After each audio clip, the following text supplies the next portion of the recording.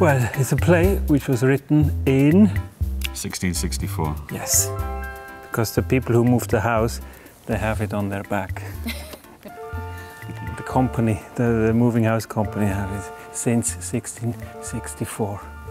It was written then, and Moliére was a man of the theatre. First he was a lawyer, then he became a man of the theatre.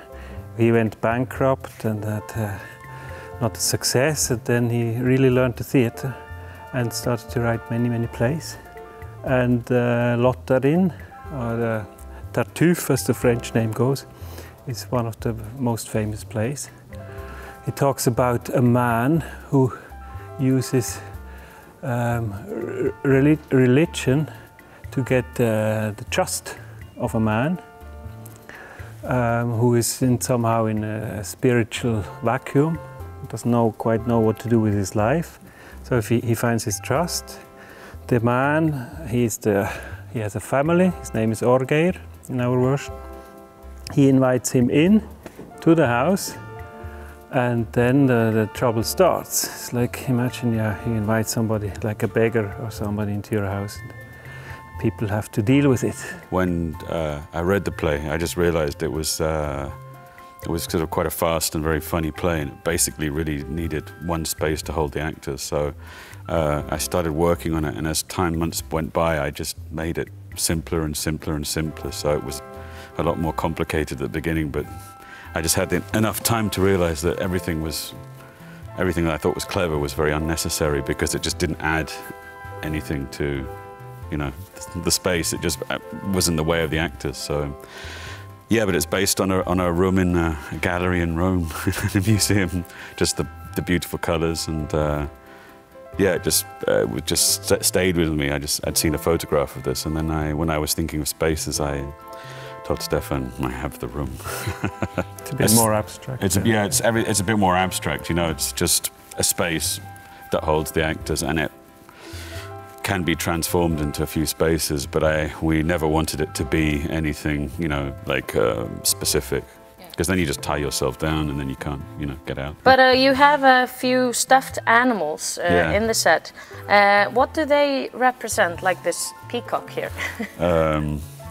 He just wanted to come to Iceland with us. No, well, we just, you know, with very few objects in there, we wanted to find some things that the actors could, you know, hide behind, and I don't know, when we're just brainstorming, we just came up with an idea of a bear or something like that. But for me, it's all about, you know, this is a home of a sort of rich family, and they always have their trophies, and he's got all his hunting trophies there, and Tartuffe is his trophy as well, his spiritual trophy. But as the play, you know, unravels, we realise that Tartuffe isn't the hunted, he's the hunter. So it has something else there too. Yes, I mean, going back to the space you were mentioning, it's also a space which gives space to the actors. Yeah. So they can do their best work. And of course we have a marvelous cast. You know, these 9 actors, we have truly extraordinary and work well together. So they can be out in the open space. They don't need a lot of stuff to hide behind, you know, like seats and sofas and so on. And also what's interesting in this production is, you know, the new translation by Hallgrímur Helgason, which is, I imagine, to translate Moliére must be something like climbing Mount Everest. I mean, it's a huge endeavor to go through that, and to do, you know, the whole play in iambic pentameter, which rhyme. And then sometimes he does also middle rhymes in the lines. And then he works with alliterations as well. So one word starts with a L, for example, and the next word starts with a L as well. So it has a little, you know, musical aspect to it, and it's very beautiful. And of course it took some time for the actors to get into it and make it smooth and running. But it's, and also when you hear the audience, it's like it takes them a little bit of time to get into, and then they start to enjoy it, which is marvelous. So I mean, that in itself is a piece of art, what he's done, Hallgrímur.